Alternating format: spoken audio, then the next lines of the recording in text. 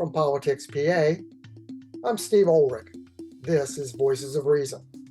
Today, the Israel-Hamas conflict. On October 7, 2023, Hamas launched coordinated incursions into southern Israel. Over 1,100 people were killed in the attacks, and approximately 250 civilians were taken hostage. Hamas said its attack was in response to the continued Israeli occupation of Palestinian territories, among other reasons. 44 countries have denounced the attack as terrorism, while some Arab and Muslim countries have blamed Israel and its policies. Our discussion today centers on what many of us do not understand. What is anti-Semitism? What does it mean to be a Zionist? Can you support Israel while disagreeing with the Netanyahu government? Where have United States colleges and universities gone wrong in response to uprisings on campus? All this and more today on Voices of Reason. Now on Voices of Reason, we're pleased to be joined by Paul Westcott, Executive Director of L2. For over 50 years, L2 has set the industry standard for having the highest quality and most comprehensive voter and consumer files available. And when most campaigns look at the L2 data and just basically dig down to the core voter, Paul, you were telling me that what your modeling shows even goes deeper and provides some real illumination on the whole topic of the conflict in the Middle East between Israel and Hamas. Absolutely. And, what's so interesting is, it's one of those things where in voter data, a lot of people think it's name, address, party affiliation, date of birth, very simple, basic demographics. That's true. And that's very important. That's very important for polling. It's very important for any kind of voter contact. But going to the next level and saying, okay, well, let's talk about some of the consumer attributes or things like income or race and ethnicity, education level, also important. What we do is then take it to a third level, which is talking a little bit about modeling and taking what we know about Pennsylvania voters and saying, let's take a whole bunch of surveys and then model those audiences. So it's almost like a poll, but then we model it across the whole voter file. So now you can know who fits where on what issue, not just are they R or D, which, as you know, becomes far less telling. So you need to go a little bit deeper. So going down here in Haystack DNA. Haystack is an analytics firm in Washington, D.C. We've worked with them for over 15 years. They've been a phenomenal partner with L2 and to presidential campaigns, other things. And these type of data used to be only used by presidential campaigns. Now anybody can get them for not that much money, quite frankly, where this used to be $1 million proposition to do something like this, even in just a single state like Pennsylvania. This is one where now we're, able to deliver this for school board races and other local, mayoral races. So when I go down to some of the modeling that we have here, military, international borders, you can see that we do have Biden foreign policy, and then you'll see this Biden foreign policy Democrat. Basically, and then Israel, which we're going to get to as well. Basically, what you're looking at here are going to be the flags. These are the data that represent the top 10 to 15% of voters and their feelings on different situations or different issues, I should say. So I'm opening up the Israel military actions in Gaza. And what you have are every person in the file is scored. You are, Steve, everybody's got a score from 0 to 100 of likely to be supportive or not of Israel in the actions in Gaza, right? So what you have are people who oppose Israel's actions and people who support it.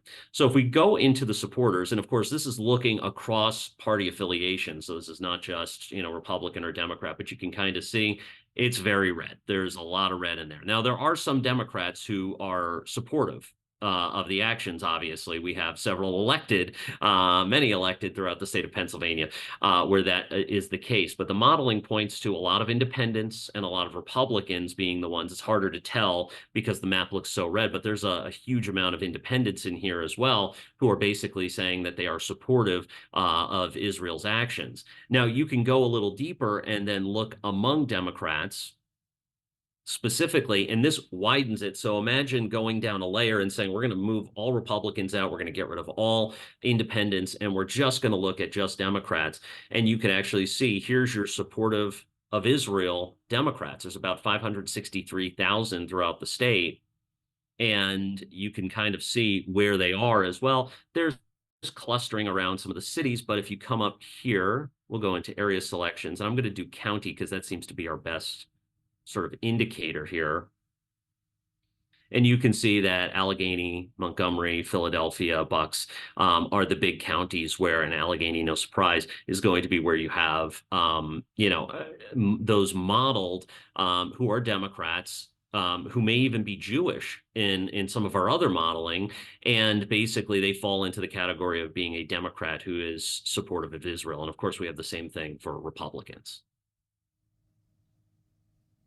Is this the type of mapping that can show us? I think what you're laying out here is Democratic support, certainly, but can you break it out into Jewish versus Islamic and where the populations exist within the Keystone State? Yeah, absolutely. And this is one that's come up in a big way, and we've done this not just in Pennsylvania, but obviously with the some of the elections in Michigan, for example, where there's large Arab populations and Islamic populations. Pennsylvania has large populations as well. So what you can see here is if you go individual demographics, go down to likely religion.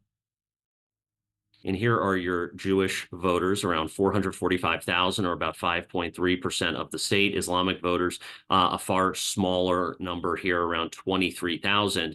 And just a note on likely religion, this is not a degree of religiosity, meaning we have models that say they're likely to worship on a regular basis. But when you're talking about this is based on a combination of known data from surveys as well as names. So if you have a Jewish last name, or an Arabic last name, you will be put into a category of Jewish or Islamic or Hindu, etc. So we do have, you could say, click on Jewish voters here, and we'll take a quick look. And you can see it's split. I mean, you do have a lot of Democrats, and especially around some of the city areas, but some big areas of red here. It looks like into Chester County, other areas. So, and even just, in the northeastern part of the state, the corner here outside of the city of Scranton, you've got, some big Republican areas as well. So, there are definitely, good indicators here of sort of a split partisan registration. But we'll open it up, and it looks like it is going to be primarily Democrat, though, 44 to 41%. Can you show the same thing for the Islamic population within the Keystone State? Absolutely. So with Islamic, I'm going to do one of two things. So if you are looking at these individuals, so I'm going to click on Islamic, and you can see the 23,000, obviously a smaller population here, mostly Democratic, mostly clustered around some of the big cities. Although a bigger population right through here. Kind of interesting. Lancaster. Yeah, it's just populating to the top of the map. So you can kind of see where the clustering is. But you can look and you could say, okay, these people are likely Muslim or likely, they practice Islam. If you go down into our ethnic categories, if I deselect Islam here, go into broad ethnic categories, and I'm going to use other. This is because Arabic doesn't fall into a single, or Arabs don't fall into one of the other categories here. You can see there's actually 67,000 individuals with Arab last names. And this is how a lot of campaigns and organizations are reaching out to people who they're not sure. Maybe they'll use the Muslim model or the Islamic model, and then they'll look at our ethnic coding and say, okay, well, I also want to speak to Arabs as well. So in this case, you can actually see throughout the map, still heavily Democratic, a little bit more diffuse, a little bit more into the suburbs as well, but still primarily around major cities, and mostly Democrat. When you look at the young voters, and I guess we're going to really talk between 18 and 22 years old right now, especially those on college campuses, given the conflict that's erupted on a number of campuses throughout the country, and particularly in Pennsylvania at schools like University of Pennsylvania, Swarthmore, and Dickinson College. Is there enough data for such a young voting group to be able to say, okay, this group is protesting, they lean a particular way? Yeah, I mean, obviously, so I'm just going to show you what the 18 to 22-year-olds look like, on the map and a little bit of the political party and background here in Pennsylvania. You can see it's 284,000 voters who are 18 to 22 years old. And then if you break down the partisanship, it is more heavily Democratic, but not by much. And usually when new voters come onto the rolls, I mean, they're making a choice right there. They're sort of planting a flag and saying, I'm a Republican because my dad is, or because I want to be, or whatever it is. And same thing with Democrats. But a lot of people tend to be nonpartisans. It looks like in Pennsylvania, it's a high activity state. These young voters are active as well. I mean, they do show up to elections, and you can see only 20% nonpartisan. I mean, that's still a large group, and certainly one that could swing elections in heavily, dominant younger areas, locations. But 57,000 people nonpartisan, but most Democrats are Republicans. And I think the big distinction that we and a lot of other data companies are going to try to make for this election, and a lot of candidates, quite frankly, is going to be between, okay, you've got people who are sympathetic with Israel, sympathetic with the Palestinians and those in Gaza, and then those people protesting.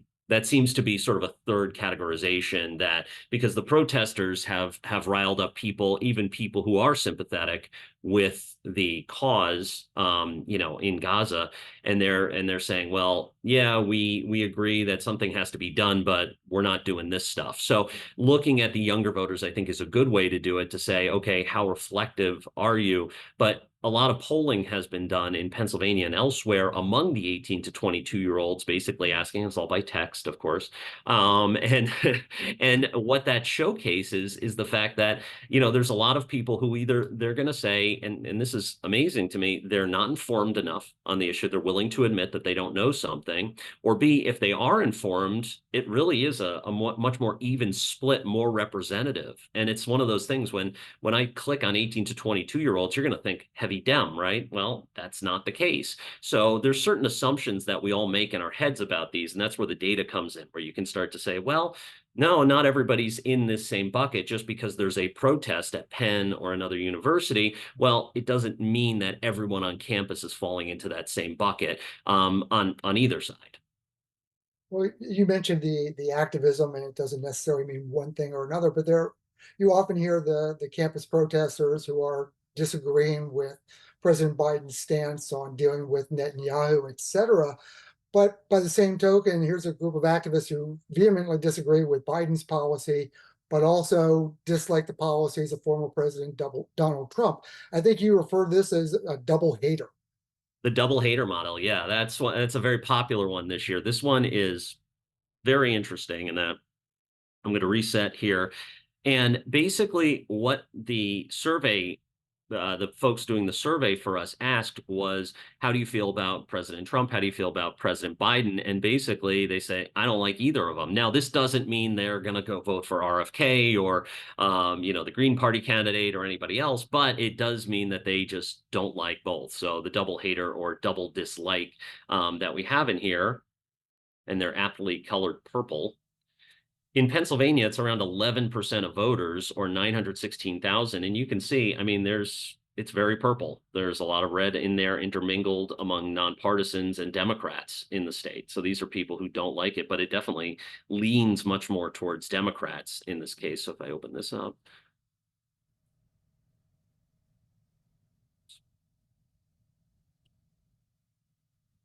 you can see that Democrats do lead at 63%, nonpartisan second, and then Republicans third. So it does show that kind of where tribalism kind of pushes people. If you're a Republican or on the Trump side of things, you're going to stay with Donald Trump, whereas Democrats are a lot more split. So this could be very much why President Biden and Vice President Harris have been visiting Pennsylvania so much. I think they see that there is work to be done among their base of Democrats and nonpartisans. One final question with the mapping. As we see, Robert F. Kennedy Jr. began gaining traction. I believe he's on 4 state ballots right now. Another 7 are in the offing. Does the modeling, does the data show where Pennsylvanians lie with any third party candidate, but I guess particularly with someone like RFK Jr.? Sure. So if I go down to, let's see, nested under here for some reason under Trump specific, but here's what we can show you. So I'm actually going to just change the map coloring to make it look a little bit more like that. So you've got favor Biden, favor RFK, favor Trump, and favor undecided. So those green pockets are favor undecided. You have the red pockets are favor Trump, blue is Biden, and then light blue is where you're going to see RFK. 621,000 people modeled as likely to be supportive or, potentially supportive. So if you're the, RFK Jr. campaign and you're working on ballot access in Pennsylvania, this is where, and then of course campaigning, this is where you're going to start, because these are the voters who may be disenchanted with the Republicans, with the Democrats, or not even just the parties, forget about the parties, but the other candidates. And they're saying, well, this is a very good place to start, would be the RFK Jr. and then the undecided individuals. So, Paul, you're talking about artificial intelligence. This will be a fascinating data point considering everything that's been in the news as of late. Yeah, and it's one of those things that you have to be, there's concern from a lot of different organizations, industry groups, politicians, thinkers, futurists. Everybody's got an opinion on AI. Most of us right now are using it to, write generic emails via ChatGPT. But of course, the power in this is going to come with working with big data. It's going to come with using it to solve much more complex problems, things that are, repetitive, like computer programming, things like that. And then, are people concerned? Are people excited about it? You can see here, excited, 9.2%, concerned, 29%. And I went back to the modelers about this haystack and asked them, I said, what do you think is spiking the concern about it? And the responses, I guess, they were getting, both anecdotally when they were speaking to callers when they're doing the surveys, and it's tens of thousands of surveys. And, obviously there's set questions that people are answering, but it's also, there's conversations that go in there. And what they were saying was that, there's sort of a rise of the machines concern out there, which is in, 5 years, what is this going to look like? Because technology is advancing so rapidly. So this is something that we've seen interest not only from state candidates in the field, but primarily from lawmakers. Lawmakers are looking at this and figuring out, okay, where does my base lie? If I'm, the governor, if I'm a state lawmaker and something comes up about artificial intelligence, well, I would look twice at some of these numbers and say, okay, you have about a third of the state is concerned about it. So we should probably, put some regulation, put some guardrails in on it. But that, of course, requires them to learn about it first. So that's the big challenge. So Yes. that is our data point of the week. Well, certainly my concern is the fact that I have modeling numbers in this database for every category, and I don't know what they are. And someday they'll end up on my social media, apparently. So, thanks. Our thanks to L2 Executive Vice President Paul Westcott for joining us on Voices of Reason. Thanks, Paul. Thank you, Steve. Now on Voices of Reason, we're joined by Dr. Daniel Pipes. He's the president of the Middle East Forum and an historian. Columnist for the Washington Times, his special interests include the public role of Islam, Turkey, the Arab-Israeli conflict, and the liberal-conservative divide. He has bachelor's and doctoral degrees from Harvard University. Like me, a history major, but unlike me, he speaks French and reads Arabic and German. Dr. Pipes, thanks so much for joining us today. Thank you for inviting me. When we talk about the conflict in the Middle East between Israel and Hamas, I still think there's a lot of people out there that don't quite understand the difference between the Gazan people and the Hamas government. Could you explain a little bit about what separates those two? Well, Hamas came in somewhat democratically, and that there were elections in 2005. We're not sure how fair and free they were, but they did get elected. And Hamas took control of this small Gaza Strip territory that's between Israel and Egypt on the Mediterranean coast in 2007. And over the subsequent 17 years, it has established a totalitarian rule, controls everything. Totalitarianism is actually pretty familiar by now. The state controls everything. But what's unique about Hamas, I believe it's unique, as a historian, I know of no other such example, is that it actively wants its civilian population, subject population, to suffer, to go hungry, to be battered, to have its houses destroyed, to be killed, in order for it, Hamas, to gain in standing internationally. So it has tormented the Gazans. It has subjected them to round after round of retaliatory attacks from Israel, purposely wanting to get destruction and death. This is a perversity that is, on the one hand, unprecedented, and on the other hand, successful. It's working. Look at the last 7 months. The attack, the massacre that killed 1,200 people, took over 200 hostages, has led to Hamas gaining in stature in many places around the world, including an awful lot of American campuses. So it's quite understandable then, in some respects, that Israeli Prime Minister Benjamin Netanyahu would not only want to retaliate for the attack, but there have been other atrocities that Hamas has committed toward Israel, correct? Well, there's a long history going back to 2008 of Hamas attacks on Israel. They might be going through tunnels. They might be sending over kites with detonators. They might be sending over missiles and rockets. They have many different ways of attacking Israel. And they do it at will, and the Israelis respond, of course. And then Gaza says, look at the destroyed buildings, look at the destroyed lives. Look, feel sorry for us, send us money, send us aid. And then, of course, Hamas takes that money and that humanitarian aid and hoards it for its own members. The members do hungry, exposed. They're in tunnels, they're well-fed, they're well-armed, and the population suffers.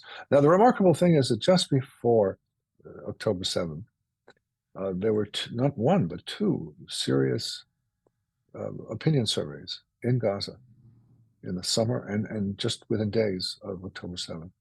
And both of them showed that there's enormous disaffection, pre-October 7th, enormous disaffection among Gazans. They don't want war. They don't want more rounds of this. They don't want to be fighting Israel. They want to live normal lives.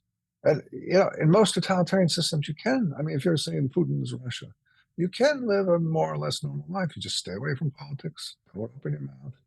Hey, you can get by, but not in Gaza. In Gaza, you get bombed. You get moved, shuttled from one side of the strip to another because Hamas wants you to suffer. That's what I say is unique and perverse about this situation in Gaza. You don't see in the West Bank with the PA, the Palestinian Authority. You don't see in Lebanon with Hezbollah. You don't see it elsewhere. They have what one might call more normal approaches, but Hamas has this particularly ugly and destructive approach. And so I'm hopeful that were the Israelis to set up an administration that includes Gazans, not other peoples, not Saudis or Emiratis or Egyptians, but Gazans, they would find a substantial cohort that would work with Israel to build what I'm calling a decent Gaza. Won't be great. We as Americans would not be happy there. But it would be a normal society such as one finds in Egypt and Jordan, two nearby countries, where you can live a normal life. You don't stay away from politics, but you can live a normal life. So that's what I'm hoping for. Israelis have been somewhat coy about what their plans are, in part for domestic politics. Domestic politics, both in Israel and in the United States, plays a very large role in this conflict. The policies that the Netanyahu government has taken seem to lean mostly into the eradication of Hamas. And certainly that puts the American administration under President Joe Biden under additional pressures as well. If you were advising, what kind of policy would you suggest that not only Israel, but the United States should take in this issue? Well, Joe Biden came out forcefully on Israel's side. He made a visit to Israel in wartime conditions. He said, this is a permanent alliance. We're with you. He got billions and billions of aid to go through to Israel for military and other purposes. So on the one hand, he has been stalwart and impressive from Israel's point of view.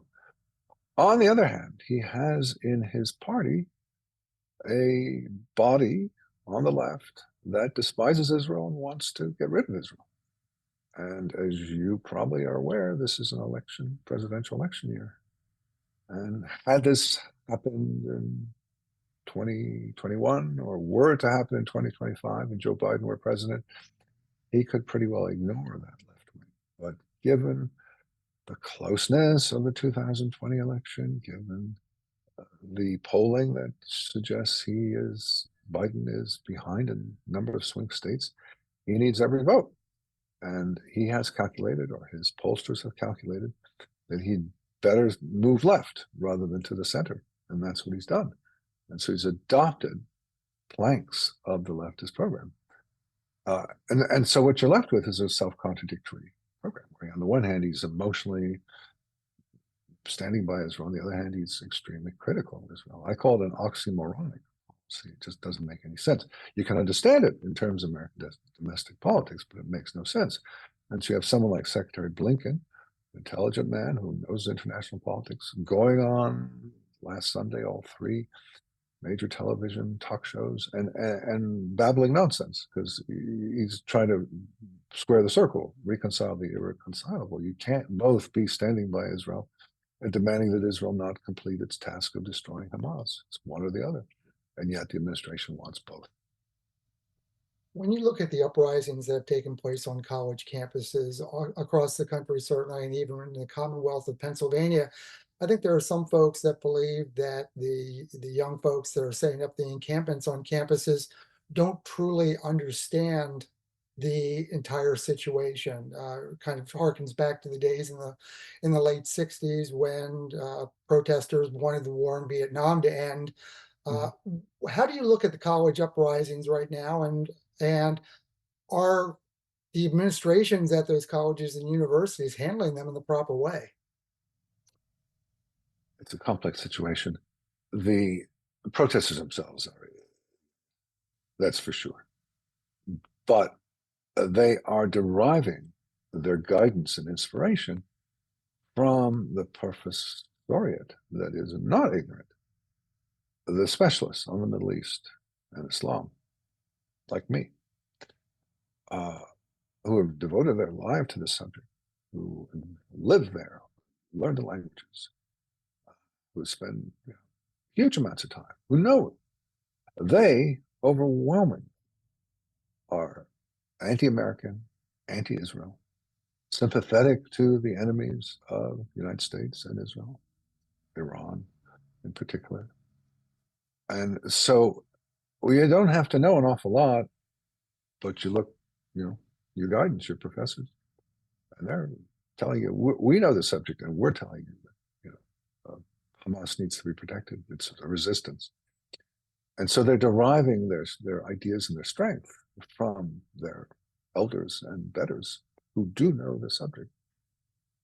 So impugning them, as for example Hillary Clinton did, for their ignorance, it doesn't quite get to the heart of it. Because they're ignorant, but they're following people who are not ignorant.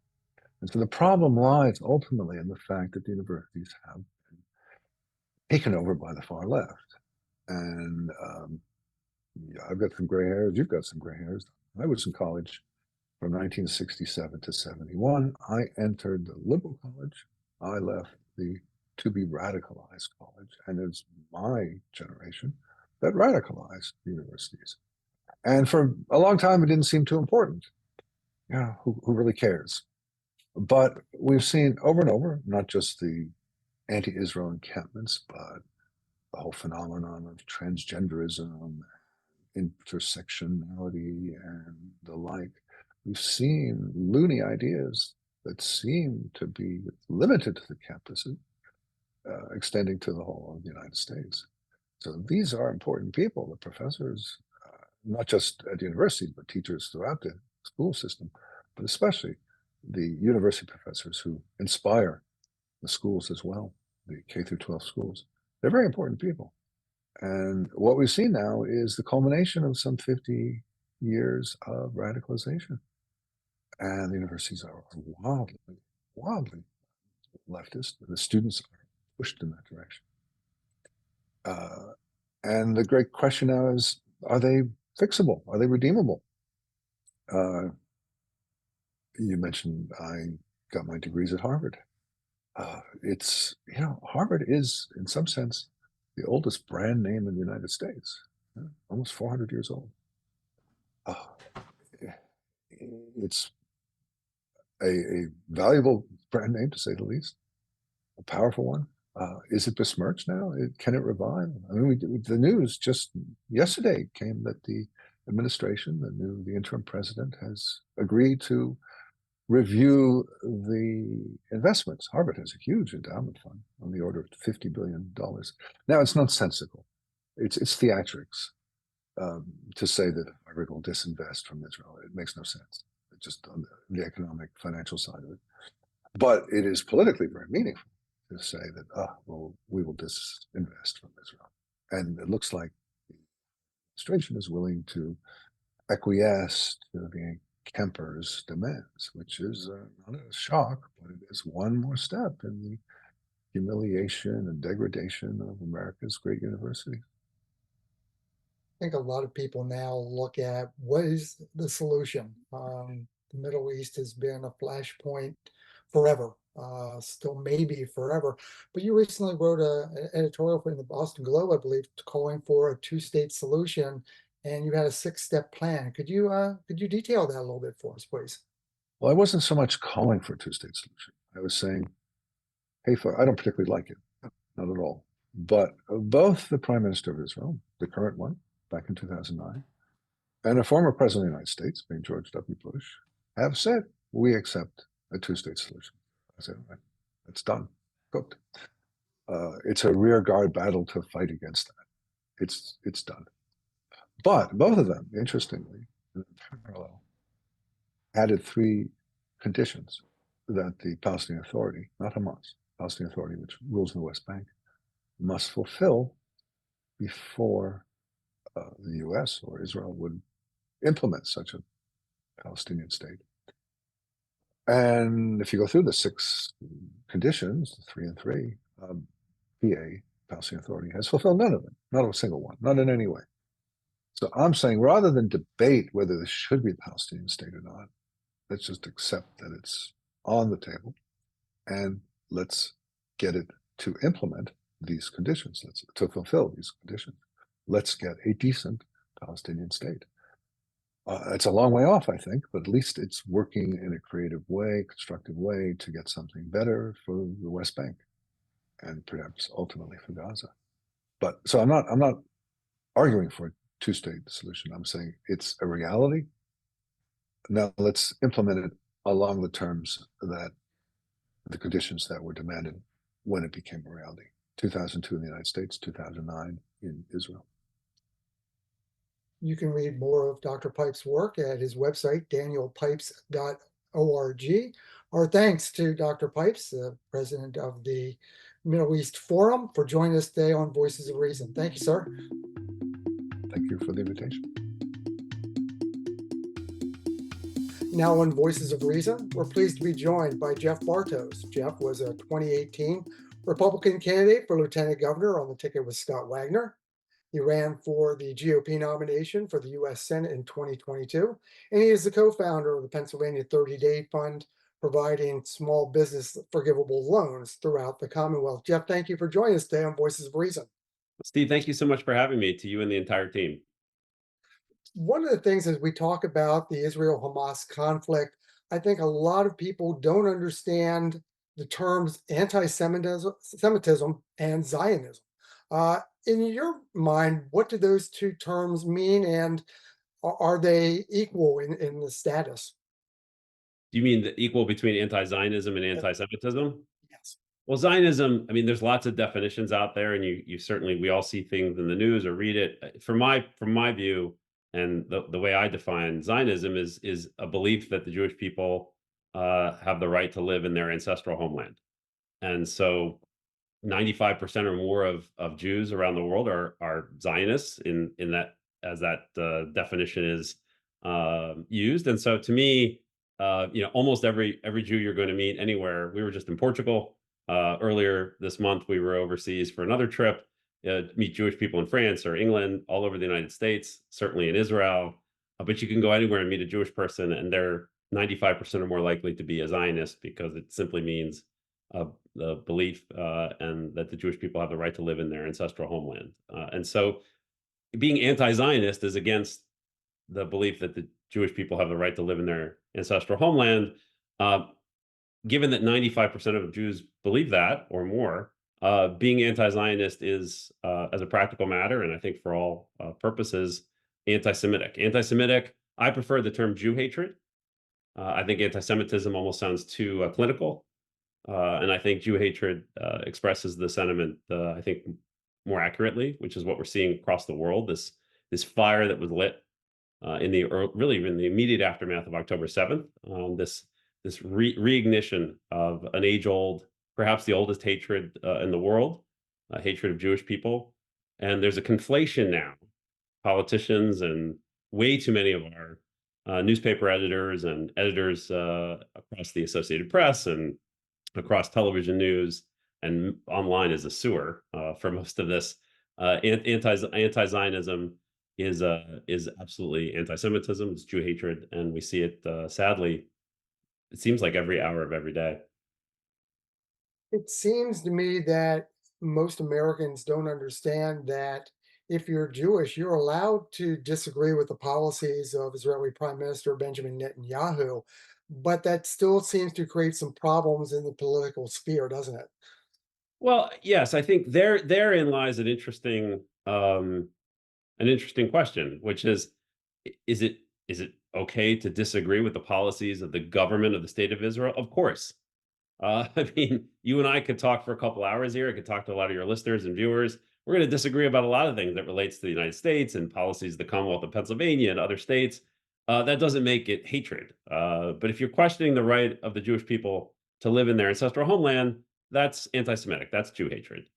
Disagreeing with a policy or policies of a democratically elected coalition government in the state of Israel, of course, that's Israel's a democracy. It's the only democracy in the Middle East. I assure you, having traveled to Israel probably 10 times in the last 12 years or 11 years, lots of Israelis disagree with the policies of the current government. That's called living in a democracy. When you look at what's happening on college campuses around the United States right now, there seems to be a problem between administrations promoting the idea of free speech and actually letting that happen at the expense of perhaps what some Jewish students would call their own safety. How would you respond?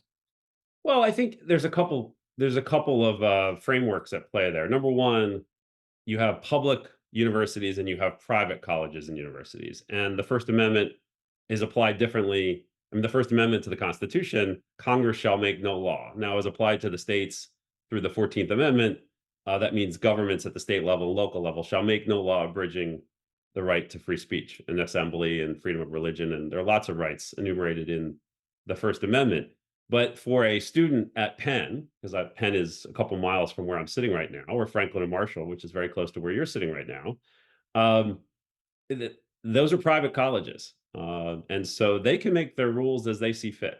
But if we're going to speak just about what's happening in the public sphere, so public colleges and universities, the First Amendment, as interpreted by the United States Supreme Court, is very clear about time, place, and manner restrictions.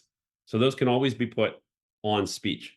What we're seeing on college campuses, these so-called encampments, which I hope we have a chance to get into this, who's funding them, how they come about, they are not organic. They are not the work of students on campus, and they're not populated by students on campus. By and large, you have a lot of outsiders, a lot of professional activists, and frankly, anarchists this is their cause, just like Occupy Wall Street was their cause, just like the riots in the summer of 2020 were their cause. You could go all the way back to Seattle and Portland in the late 90s to see how this group acts. But let's put that aside for a second. Conduct is not protected by the First Amendment. And threatening conduct is a violation not only of these universities' policies, but also a violation of the criminal laws of the Commonwealth of Pennsylvania, and potentially violate certain federal hate speech laws as well. So I think we can pick that apart as you see fit. But what we're seeing on college campuses at a very simple level is a complete failure of leadership, a complete failure of moral clarity, and I hate to say this, but cowardice on the part of the people who've been entrusted to lead these organizations. So you have boards and college presidents who lack moral clarity, who lack conviction, who lack any kind of courage to enforce the policies that are already on their books. And we know this because Ben Sasse at the University of Florida is showing in a textbook way exactly how to manage these protests. Ben Sasse is a true leader on these issues, and he is lighting the path forward for how one should govern a public university, and frankly, all universities.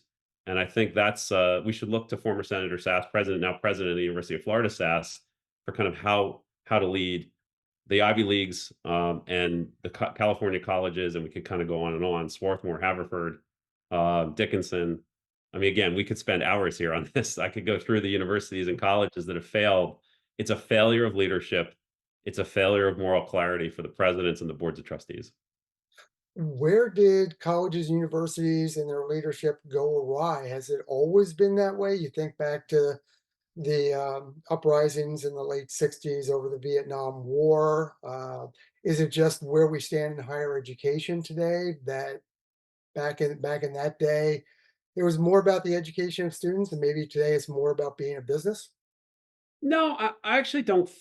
My view, I don't think that's the case. Business versus education. I think when I was in college, I graduated in 1994 from Emory University, and even as the student body vice president back in the spring of 1993 through the spring of 1994, I led the effort on campus to get rid of our speech code. We had what they called a discriminatory harassment policy that was put in place at Emory in the aftermath of an episode that happened in the early 90s at the University of Pennsylvania. A very famous, they call it the water buffalo incident. You can kind of look into that. But these speech codes started to pop up at private colleges and universities in the aftermath of what happened. And Sheldon Hackney, as I recall, was the president of Penn at the time. So these policies came up. I led the effort at the student senate and then the faculty senate, and ultimately university Emory University got rid of their speech code. But even then, as I led that effort, I could see this what we came to know as cancel culture was just starting to percolate and starting to grow at Emory and other campuses. So how dare I, as a student leader, question someone's right to feel safe and therefore restrict speech? How dare I question restrictions on speech? And my point was the cure for awful speech is more speech, and I still believe that. We never saw at Emory in 1994 the sort of violence and threats and intimidation we've seen at Penn and UCLA and Harvard and Yale, and we could kind of go on and on. But now we're going back 30 years. Over time, and again, I want to stress, this is my view. Over time, the faculty has become more and more aggressive in pushing a political agenda. Even when I was in college 30 years ago, the balance of left-leaning to left-wing faculty to right-wing faculty was more imbalanced than it is today, where the overwhelming majority of professors donate to Democrats, they identify as progressives, and there's an indoctrination. I hate to say it, but there's an indoctrination going on these campuses, and the chilling effect that happens on these campuses, and I know this through the lens of efforts to boycott Israeli academics. Our family has been active over the last 10 years in combating the BDS movement, the boycott, divest, and sanction movement. A lot of that sort of localized on college campuses, which was trying to keep Israeli academics from being able to present papers and being able to attend conferences. That was a chilling effect on free speech and on, frankly, the academic mission of the university, put in place by these, I'll call them radical leftist professors who wanted to boycott Israel. And so we've seen it. I've been active in this effort to combat that for over 10 years. It has been percolating and then growing on these college campuses for 2 decades or more. Let's go back to the idea of the encampment. Certainly, students will tell you under a free speech code they have the right to assemble on a campus and voice their opinions on these types of situations. Where do you come down on the encampment? Should there be a specific length of time, as long as they're not violating other codes on campus? Is okay. And what do you say about the way that administrations have responded to these encampments? Well, the administration's responses, and again, we're speaking now about all colleges and universities. Some have done it well and some have done it terribly. I think most of what we've seen is terrible leadership. And why do I say that? Get back to time, place, and manner restrictions. The University of Florida is a perfect example of this. You have the right, students, to protest between these hours at this location. Voice your what you're protesting about. Say what you need to say. You have a right to do it at this location between these hours. You are not to disrupt other students studying. You're not to occupy university buildings. You're not to allow outsiders who are not students, who are not faculty, who are not employees of the university to come onto the campus because we have no idea who they are or what they're going to do. And so take the University of Pennsylvania for an example. Again, it's just a couple miles away from here. Penn tried to put time, place, and manner restrictions. They have policies in place. Penn's problem was for too long a time, they refused or lacked the courage. I can't believe it's courageous, by the way, to enforce policies, but that's where we are. Unfortunately, lack of leadership, lack of moral clarity from too many of these presidents and boards. They would not enforce their policies. And so when we see students occupy a university building, when they're told not to, and then the university president, like at Columbia, is too cowardly to enforce the rules and policies. And then when it gets too bad, right, it gets to a level that is so bad that she, in Columbia's case, needed to call the police, or at UCLA, or at Emory, where I went to college, where they have to call in the police. Then we see these terrible videos, this terrible footage, and it looks like complete chaos. The message that's sent, by the way, to our adversaries overseas, whether it's the People's Republic of China, whether it's Russia, whether it's Iran, and I hope we have a chance to talk about what Iran is doing and who's funding these student protests and how they abuse our 501c3 system to create their funding and where that money goes here in the United States. What happens then is you have outsiders creating a violent and potentially threatening environment on campus, and it's escalated to a point now where we see these videos that we see. It should never get to that point. It didn't get to that point at the University of Florida. And we see it, by the way, with Governor DeSantis. The radicals tried to block, I think it's I-4, leading to Disney World just a couple weeks ago, maybe even last week. 11 minutes it took the state police to get there and clear them. That's leadership. Are there lessons that the state of Israel can learn from America's experience right after 9/11 found itself going into Iran and Iraq, and the problems with Afghanistan, the fact we were there for perhaps longer than a lot of Americans felt we should? Israel seems to be on the doorstep of a long-term occupation of Gaza. Lessons that we can take from our previous experience. I had it was a unique privilege, and it was just really good timing from where I was from October 7th till the end of October. We had already agreed to go to a presentation by General Petraeus and Lord Andrew Roberts, who just wrote a book about different conflicts from World War II to the present. And so at the Union League, I can't tell you exactly it, but sometime in October, shortly after the terror attack on Israel, listened to both these brilliant historians and military tactician talk about lessons learned in what do they call them? I guess counterterrorism, counterinsurgencies, I guess would be the right word. And I'll also answer the question through the prism of I have had the genuine privilege over the years to meet the current chief of staff of Israel, Major General Herzi Halevi, who is not only a brilliant military leader, but a scholar and just an incredible person. When you're in his presence, you realize you're in the presence of someone who would have been successful in anything he chose to do in life. He's a remarkable man. We know a lot of the leadership of the Air Force in Israel, just from the philanthropic work and other work we've done over the years. So I can say, based on personal experience, the Israelis, of course, have learned from urban warfare in the past. And I think what we've seen, and even the United Nations, which is, in my opinion, an abomination and at this point a joke. Even the United Nations acknowledged last week that the civilian casualty and death count that they've been using was off, and off by 5 figures. And so if you look at the ratio, and John Spencer is a brilliant military historian. He teaches, I don't think it's the Army War College, but I believe he teaches at West Point on urban warfare. I listened to a lot of what he's written and said over the last couple of months. The casualty ratio, civilian to combatant, that Israel's managed to achieve in this particular counterinsurgency, in this effort to eradicate Hamas, we've never seen in urban warfare before in terms of the success. And I recognize the loss of civilian life is terrible. I'm not suggesting it's not. But the success that the Israelis have had in limiting the number of civilian casualties and deaths relative to the number of combatants that have been killed is something that we've never seen in humankind, in recorded war, ever. What I mean by that is the Israelis have kept that ratio to the lowest we've ever seen. And John Spencer is way more of an expert on this than I'll ever be. But to listen to Mr. Spencer talk about it, the Israelis have learned a lot of lessons over the years. And not only have they learned them, they're applying them. The world may be condemning them. The press may be piling on.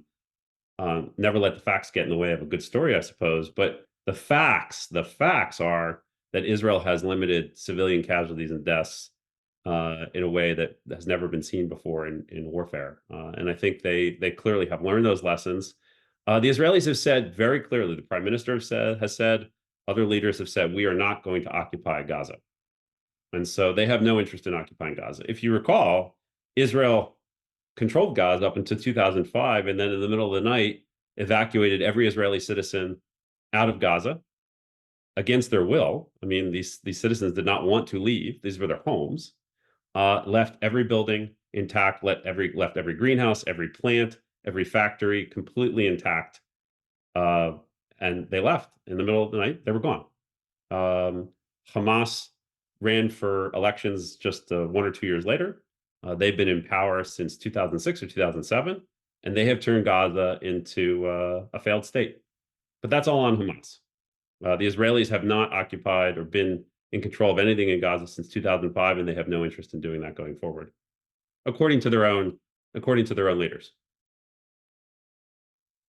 Is the two-state solution the answer to this age-old question, or is this a problem that, I hate to say it, we may never be able to solve?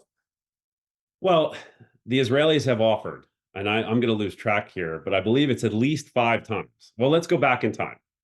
The United Nations partitioned what was mandatory British Mandate Palestine in 1947 to Arab and Jewish. The Jews accepted it. David Ben-Gurion and the Jewish leadership accepted that partition. The Arab states attacked. They never accepted it. And then they, at the very birth of the state of Israel, the Declaration of Independence on May 15th of 1948, within hours, 5 Arab armies, I believe it's 5, attacked from all sides this brand new state that had just declared independence. And so there was an Arab state within British Mandatory Palestine that the Arabs rejected. And time and again, since 1948, they've rejected the establishment of a state living side by side with the state of Israel. Most recently, I mean, Bill Clinton talks about this. He's been talking about it recently, but he's talked about it many times over the last 20 some odd years. He had a deal that was right there with Yitzhak Rabin and the so-called Oslo Accords. Ehud Barak had a deal in place. Again, every time, I believe it was Golda Meir, it may have been Abba Eban, I don't recall who said it, but the Palestinians never miss an opportunity to miss an opportunity. And so Israel will not be able to live side by side with a Palestinian state until the Palestinians have a partner, until they have a government or a leadership that wants to make peace. That's it. It's really simple. I know people talk about it. I've watched President Biden. I've watched Jake Sullivan talk about it. I've watched the other leaders in the Biden administration talk about it. They're ignoring the reality because it's good politics, I suppose. We'll find out in November. I believe it's terrible politics for them, but I may be wrong. They're ignoring the reality that until Israel has a partner for peace, a leadership or a government in waiting that they can actually negotiate with, the whole concept of a two-state solution is fanciful. It's academic gibberish. On October 6th, I believe you had a meaningful number of Israelis who would have loved to have had a so-called two-state solution. I think since October 7th, those numbers have changed. I am not up to date on Israeli polling, but I think what you'd see out of Israel is a very different and changed view of what a neighboring state would look like and how it would be armed or not armed, who would have security responsibilities. So you asked the question, will we ever see it? I'm going to answer your question with a question. Will the Palestinians ever put forward leadership that wants to truly make peace and live in peace with their neighbor? And we'll leave it there. Our thanks to Jeff Bartos, Republican candidate for Lieutenant Governor in 2018, candidate for the Republican nomination for the U.S. Senate in 2022. Jeff, thank you for joining us on Voices of Reason. Hey, Steve, thank you for the time. It was a pleasure. I'll come back anytime. This is love talking about this. Thank you, and we'll be right back. Our thanks to our guests, Dr. Daniel Pipes and Jeff Bartos. For Voices of Reason, I'm Steve Ulrich.